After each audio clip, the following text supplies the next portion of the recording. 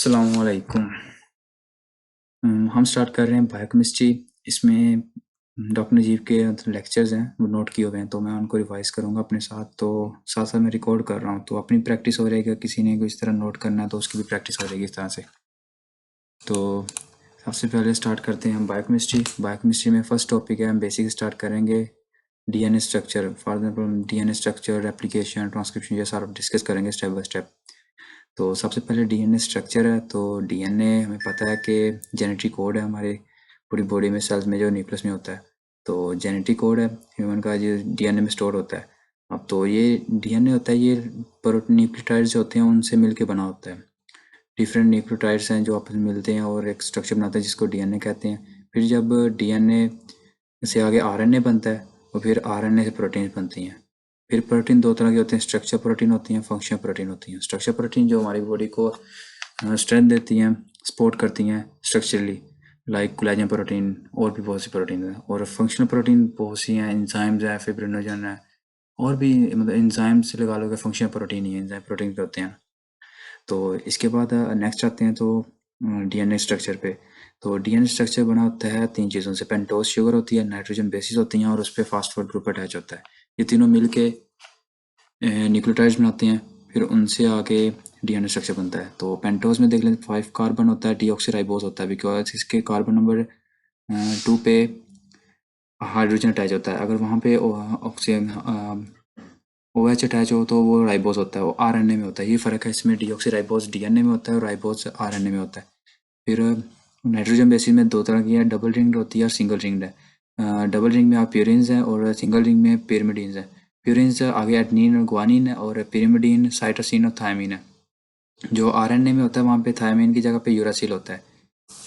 तो अभी देख लेते हैं। अब ये पेंटोज है, नाइट्रोजन बेसिस है और फास्फेट ग्रुप है। अब ये पेंटोज और डीऑक्सीराइबोज नाइट्रोजन बेस और उनके साथ फास्फेट ग्रुप अटैच हो जाएगा, तो इसको हम कहते हैं कि न्यूक्लियोटाइड है। इस तरह न्यूक्लियोटाइड आपस में लिंक अटैच होते हैं और फॉर्म बनाते हैं डीएनए। अब नाइट्रोजन बेस और शुगर जब अटैच होते हैं इनको न्यूक्लियोसाइड कहते हैं। न्यूक्लियोसाइड के साथ फास्फेट ग्रुप आके अटैच होता है, तो उसको हम कहते हैं न्यूक्लियोटाइड। न्यूक्लियोटाइड आपस में अटैच होकर बनाते हैं डीएनए स्ट्रक्चर। नेक्स्ट चलते हैं। यह 5 to 3 और 3 to 5 है, क्योंकि जब दो न्यूक्लियोटाइड आपस में अटैच होते हैं तो उनके दरमियान में जो बॉन्ड बनता है वो एक न्यूक्लियोटाइड की कार्बन नंबर 3 पे बनता है और दूसरे न्यूक्लियोटाइड की कार्बन नंबर 5 पे बनता है। तो इनके दरमियान में जो फास्फोडाइस्टर बॉन्ड होता है वो वेरी स्ट्रॉन्ग बॉन्ड होता है, जो नॉर्मल जो टेम्परेचर से ये फ्लक्चुएट करने से, पीएच चेंज करने से इजीली ब्रेक नहीं होता। और ग्वानिन और साइटोसिन के दरमियान में 3 हाइड्रोजन बॉन्ड होते हैं, और फॉर द न्यूक्लियोटाइड के दरमियान में आपस में फास्फेट बॉन्ड होता है, और इनके दरमियान जो न्यूक्लियोटाइड होते हैं और न्यूक्लियर जो आगे उसके बेसिस होती हैं उनके दरमियान में हाइड्रोजन बॉन्ड होता है। ग्वानिन और साइटोसिन में 3 हाइड्रोजन बॉन्ड है, और थायमिन में 2 हाइड्रोजन बॉन्ड होते हैं। इसके बाद न्यूक्लियोसिस एंजाइम्स हैं which cut down the nucleotides, जो न्यूक्लियोटाइड को तोड़ते हैं। एंडोन्यूक्लियोसिस होते हैं, एक्सोन्यूक्लियोसिस होते हैं। एंडोन्यूक्लियोसिस वो होते हैं जो फ्रॉम सेंटर, जो न्यूक्लियोटाइड को फॉर एग्जांपल एक चेन है उसको सेंटर से कट करते हैं। और एक्सोन्यूक्लियोसिस होते हैं जो मतलब कि एक स्टार्टिंग से एक चेन को स्टार्ट से न्यूक्लियोटाइड को सेपरेट करते होते हैं। और इसके बाद both strands are anti parallel to each other, complementary to each other. Anti parallel इस तरह से है कि एक 5 to 3 एंड होता है और दूसरा 3 to 5 एंड होता है। दोनों एक दूसरे के ऑपोजिट एक हिसाब से मूव कर रहे होते हैं, तो एंटी पैरेलल इसलिए कहते हैं इसको। और यहाँ पे आप देख लें डीएनए स्ट्रक्चर बेसिकली इस तरह से हेलिकल स्ट्रक्चर होता है, जिसमें 3 to 5 और 5 to 3 चेन्स आपस में एक हेलिक्स फॉर्म में अरेंज हुई होती हैं। इनमें मेजर ग्रुप और माइनर ग्रुप होते हैं। ये मेजर ग्रुप है और ये छोटा सा इसके माइनर ग्रुप होता है, लाइक दिस। और डक्टिनोमाइसिन एंटी कैंसर ड्रग है। Dactinomycin hold the smaller group and do not allow cell to proliferate because all proliferate need to first separate of DNA strand for replication, so for its stop proliferation। हमें पता है कि anti cancer drug है, तो anti cancer drug का treatment यही होता है कि डीएनए को फर्दर प्रोलिफरेशन से स्टॉप कर दी जाए, क्योंकि कैंसर बेसिकली ये होता है कि uncontrolled growth of the cells. So अगर हम डीएनए को कंट्रोल कर लेंगे, फर्दर प्रोलिफरेशन नहीं होगी, तो हम कैंसर को कंट्रोल कर सकते हैं। डक्टिनोमाइसिन यहाँ पे यूज़ करते हैं जो माइनर ग्रुप को होल्ड करके रखती है।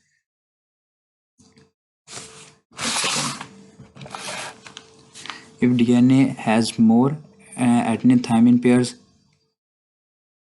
it denature easily if while GC pair guanine cytosine pairs melt or denature slightly difficult। ये रीज़न है जो हमने बताया कि guanine और cytosine में 3 हाइड्रोजन बॉन्ड होते हैं और adenine thiamine में 2 हाइड्रोजन बॉन्ड होते हैं। इसी यही वजह है कि adenine thiamine ज़रा इजीली डिनेचर हो जाता है जब टेम्परेचर फ्लक्चुएट करता है। आगे जाकर हम देखेंगे टेम्परेचर किस टेम्परेचर पे कौन सा बॉन्ड जल्दी डिनेचर हो जाता है। तो डबल स्ट्रैंड अब्जॉर्ब मोर light, single strand absorb less light, ये हम डायग्नोस्टिक टेस्ट में यूज़ कर सकते हैं वैसे भी। और ये देखें ग्राफ में, तो एडेनिन थायमिन है ये 27 डिग्री टेम्परेचर पे ये डिनेचर हो जाता है एडेनिन थायमिन के दरमियान बॉन्ड, और जो गुआनिन सेट है वो 32 डिग्री पे होता है। इससे यही रीज़न है कि इसमें बॉन्ड ज़्यादा होते हैं तो ये इजीली ब्रेक नहीं होते। अब आगे form of DNA. First is B form of DNA, most abundant configuration right hand twisted. ये डीएनए जब ट्विस्टेड इस फॉर्म में करता है तो उसके आगे डिवाइड किया गया। राइट हैंड ट्विस्टेड होता है, 360 एंगल टू न्यूक्लियोटाइड्स होते हैं तो बी फॉर्म होता है। A form DNA slightly tight twist होता है, right hand twisted DNA on RNA और DNA on DNA. Denature dehydrated form पर 360 degree 11 nucleotides 15 to 20 degree angle to central axis. बता रहे हैं कि डीएनए का जो स्ट्रक्चर बनता है वो अपने न्यूक्लियोटाइड की हमें पता है कि परपेंडिकुलर अपने एक्सिस के परपेंडिकुलर होता है डीएनए स्ट्रक्चर, तो कितना डिग्री पे वो ट्विस्ट करता है तो उसके लिहाज से इसको डिवाइड किया है इसकी डिफरेंट फॉर्म्स में। Perpendicular to central axis of DNA helix DNA nucleotides. Z form of DNA in right handed twisted suddenly gone area left handed twisted, some area left handed twisted होता है। This form zigzag form configuration होती है और ये Z form में twisted है।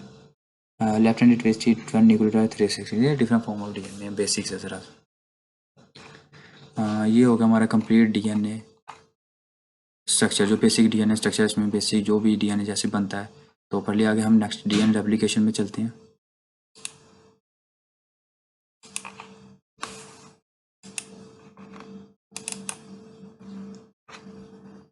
अब DNA replication में सबसे important question, why replication is important. When our cell has to develop it need to replicate its genetic material.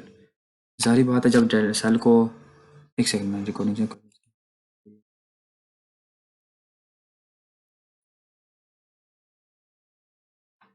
Cell को जब प्रोलिफरेट करना होता है तो उससे पहले उससे अपने डीएनए को डबल करना होता है। डीएनए को डबल करेगा ही तो वो आगे इक्वली डिवाइड करके नेक्स्ट सेल को भी बराबर का डीएनए दे सकेगा, जिसकी वजह से नेक्स्ट सेल भी फर्दर प्रॉपर फंक्शन कर सकेगा।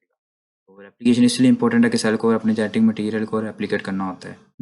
मतलब कि जब cell has to develop, all cells have same genetic material, all body cells have the same genetic material and same jeans.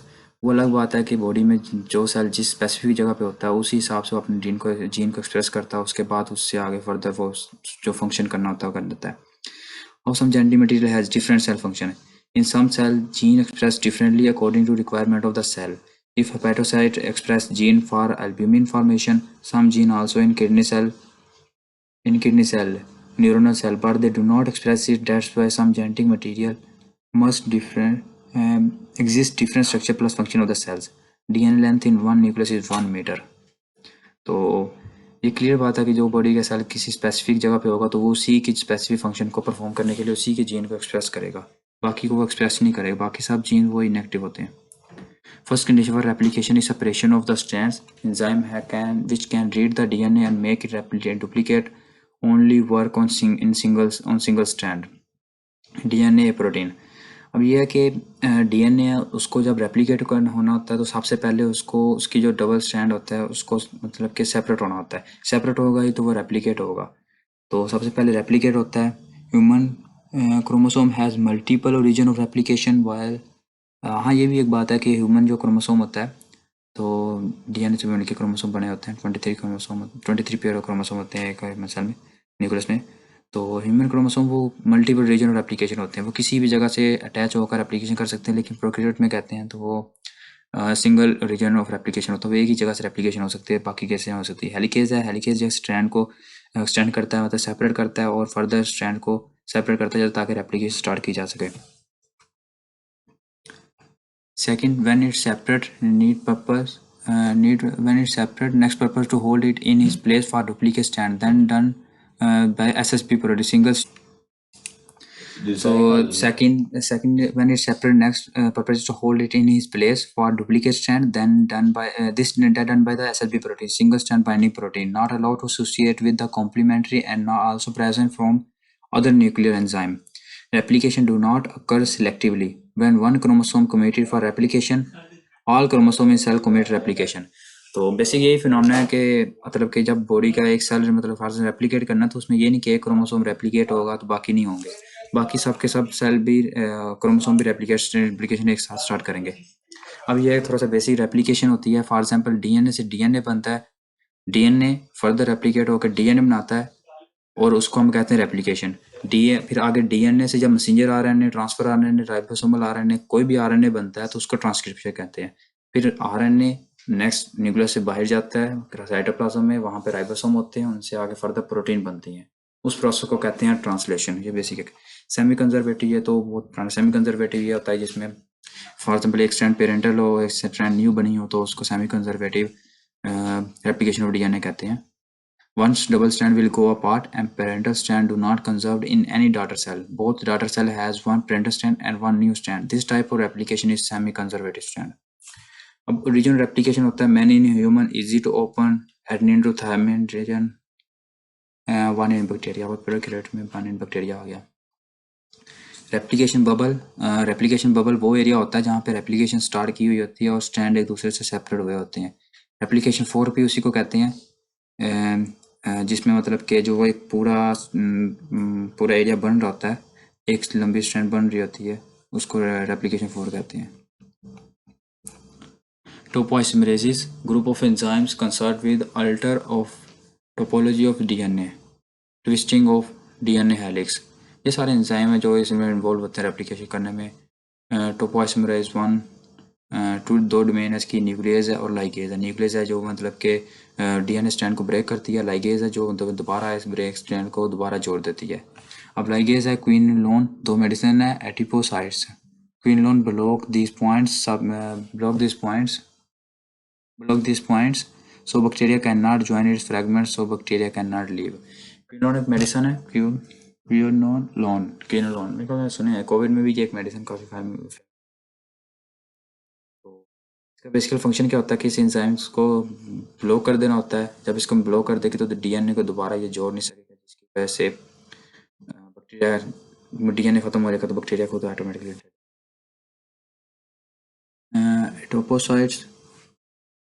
एटोपोसाइट adipocytes work in human, some work done and kills cancer cells. Okay. Topoisomerase 2 enzyme is used when DNA misarrange. It has to cut ends plus ligase end. इसका मतलब कि यही है कि जब DNA जब DNA replication हो रहा होता है उसके अंदर बहुत सी मतलब कि मिस अरेंजमेंट होती है, मिस्टेक्स हो जाती हैं। फॉर एग्जांपल न्यूक्लियोटाइड एक जगह पे अपना सही नहीं अटैच होता, तो डीएनए में अपना एक सेल में प्रोसेस होता है, आगे जाकर हम डिटेल में पढ़ेंगे, एक और लेक्चर है वो जनरल पैथोलॉजी में है। तो उसमें ये होता है कि डीएनए का अपना एक मैकेनिज्म है जिसमें उसने खुद को रिकवर करना होता है। फॉर एग्जांपल किसी जगह पे डीएनए जब मिस अरेंज हो जाता है तो वो नेक्स्ट स्टेप में उसमें से वो कट होता है पार्ट और दोबारा वापस जाता है और दोबारा रिपेयर होकर चेंज होकर न्यूक्लियोटाइड चेंज होकर आते हैं। तो उसमें एंजाइम्स होते हैं topoisomerase attach cut ends plus ligase end. For example उसको डीएनए के एंड को कट करता है फिर दोबारा जोड़ता है आपस में। If DNA get over twisting then normal, this is positive supercoil. If DNA get low twisting then normal negative supercoil. Simple है। तो फॉर रेप्लिकेशन रॉ मटेरियल चाहिए होता है, nucleotides needed in the bulk, ATP, GTP, CTP, TTP, ये सारे energy के form है। Mostly ATP use होते हैं, बाकी सारे कन्वर्ट होकर एटीपी आती हैं। तो न्यूक्लियोटाइड रॉ मटेरियल यूज़ होता है और एनर्जी चाहिए होती है जिसके लिए डीएनए रेप्लिकेशन करना होता है। सबसे पहले primer it is short stretching of the 10 nucleotides then DNA dependent RNA polymerase enzymes। ये एंजाइम स्टार्ट होकर DNA डिपेंडेंट पॉलीमरेज जो डीएनए रेप्लिकेशन स्टार्ट करते हैं न्यूक्लियोटाइड को उसका आकर अटैच करते हैं। It start primer and then primer start सबसे पहले शॉर्ट स्ट्रैंड बनते हैं 10 न्यूक्लियोटाइड्स की, फिर DNA dependent polymerase RNA polymerase enzyme आता है जो स्टार्ट डीएनए स्टार्ट प्राइमर से आगे नेक्स्ट स्टार्ट करता है और एक लंबी स्ट्रैंड बनाता जाता है टुवर्ड रेप्लिकेशन 4। जिस तरफ स्ट्रैंड ओपन हो रही होती है उसकी तरफ एक नई स्ट्रैंड बनाना शुरू कर देता है और उसी के अपोजिट साइड पे मतलब कि एक अपर स्टैंड एक लोअर स्टैंड पे भी डीएनए रेप्लिकेशन स्टार्ट की होती है, लेकिन ये हमेशा 3 to 5 and 5 to 3 anti start होती है और आपस में ट्विस्ट होकर एंटी पैरेलल बनती है। जो स्टैंड ऑपोजिट मूव कर रही होती है उसको लैगिंग स्टैंड भी कहते हैं। DTPs start DNA start further.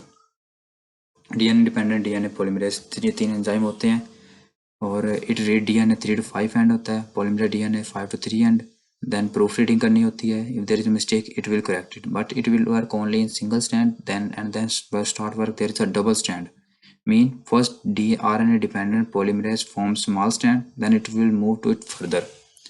All DNA and RNA polymerase read the parental strand or template from 3 to 5 end, and polymerase's new strand from 5 to 3 end. All DNA and RNA polymerases read the parental strand or template strand from 3 to 5 end, and new strand. For example, वो 3 to 5 end तक strand बनाता है। इसी तरह यहाँ से वो read करेगा, इधर से 3 to 5 ये 3 to 5 है, इतनी रीड करेगा।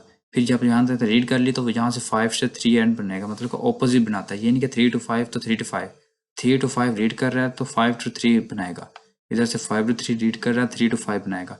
फिर भी ये दोनों ऑपोजिट हो जाएंगे तो दोनों नेक्स्ट जो डीएनए बनेगा वो दोनों आपस में ट्विस्ट करेंगे तो एंटी पैरेलल ही रहेंगे।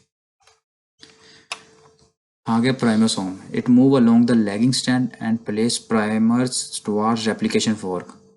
प्राइमर्स हमें पता है 10 न्यूक्लियोटाइड का एक सीक्वेंस होता है जो स्टार्टिंग में अटैच होता है, फिर उससे आगे फर्दर रेप्लिकेशन होती है। तो प्राइमर्स एंजाइम ये काम होता है कि 10 न्यूक्लियोटाइड को प्राइमर्स को बना के आगे रखता है। फिर उस ये देखें ये फर्दर ये समझ लें ये प्राइमर है और आगे 10 न्यूक्लियोटाइड की ये जैसे सीक्वेंस है, ऐसे ये एग्जाम्पल के तौर पर इतने कम है। तो इस तरह से बनना स्टार्ट करता है, फिर आगे नेक्स्ट चेन स्टार्ट हो जाती है, वो बाकी एंजाइम आके वर्क करते हैं। DNA polymerase 3, it remove primers and extend further and extend fragments primers by chromosomes. For example, DNA 3 polymerase आके रिमूव करता है, फिर नेक्स्ट चेन बनाना स्टार्ट कर देता है। लैगिंग स्ट्रैंड मतलब जो ऑपोजिट मूव कर रहे होते हैं लैगिंग स्ट्रैंड कहते हैं। Formed in short stages and then fragments are called Okazaki fragment. Okazaki fragment ये तो हमने एफएससी में भी एक इंपॉर्टेंट एमसीक्यू था कि डीएनए जो स्ट्रैंड बनता है वो तो डिफरेंट स्मॉल पार्ट्स में बनता है। उन डिफरेंट स्मॉल पार्ट्स में जो उनके फ्रैगमेंट्स को जो बनते हैं उनको ओकाज़की फ्रैगमेंट्स कहते हैं। DNA polymerase 3 recognize primers in fragments and put it out and again extend fragments and join them by ligase। ligase enzyme जो होता है जो इन फ्रैगमेंट्स को आपस में अटैच कर देता है और इस तरह से एक स्ट्रैंड कंप्लीट हो जाती है 3 to 5 and 5 to 3 जो आपस में ट्विस्ट होकर डीएनए बना देती है। डीएनए रेप्लिकेशन, यहाँ पे डिफरेंस है प्रोकैरियोट और यूकैरियोट में क्या होता है। प्रोकैरियोट में पता है कि सर्कुलर डीएनए होता है, यूकैरियोट में लीनियर डीएनए होता है और प्रोकैरियोट में मल्टीपल रीजन ऑफ रेप्लिकेशन होते हैं। सिंगल रीजन ऑफ रेप्लिकेशन होता है। यूकैरियोट में मल्टीपल क्रोमोसोम होते हैं, मल्टीपल रीजन ऑफ रेप्लिकेशन होते हैं और प्रोकैरियोट में कोई सेल साइकिल नहीं होता, any time replication start. But हमें पता है डीएनए रेप्लिकेशन जब ह्यूमन में स्टार्ट होती है तो एक प्रॉपर सेल साइकिल होता है।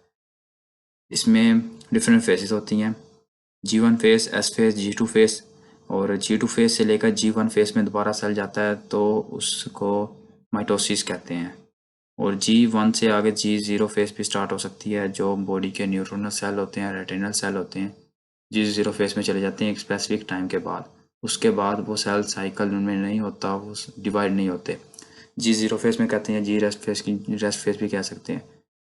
इसलिए न्यूरोनल सेल और रेटिनल सेल आई के सेल जो होते हैं एक स्पेसिफिक फेज में जाने के बाद डिवाइड नहीं होते और इनकी अगर इंजरी हो जाए तो बहुत मुश्किल होता है रिकवरी करना क्योंकि ये फर्दर माइटोसिस में नहीं जाते।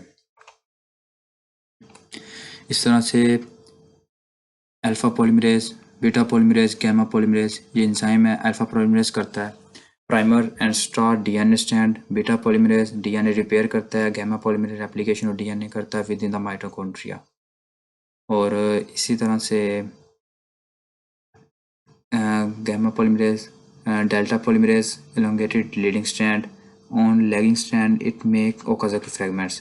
एप्शन डीएनए रिपेयर करता है। अब हम बात कर लेते हैं सेल साइकिल की शॉर्ट में। तो सेल साइकिल में ये है कि सबसे पहले अगर सेल है तो G1 फेस में, तो G1 phase gap 1 phase cell prepare enzyme molecule for application. For example cell को डिवाइड होने के लिए अपने पास न्यूक्लियोटाइड चाहिए, एनर्जी चाहिए, तो वो उसके लिए प्रिपेयर करता है। सबसे पहले न्यूक्लियोटाइड की प्रिपेयर करता है। फिर G1 फेज के बाद S फेज में जाता है जिसमें जो सिंथेसिस फेज है जिसमें cell start synthesis it's DNA it's complete it will be jump to the G2 phase. DNA replication only in S phase. DNA replication for example G1 में मटेरियल तैयार किया और S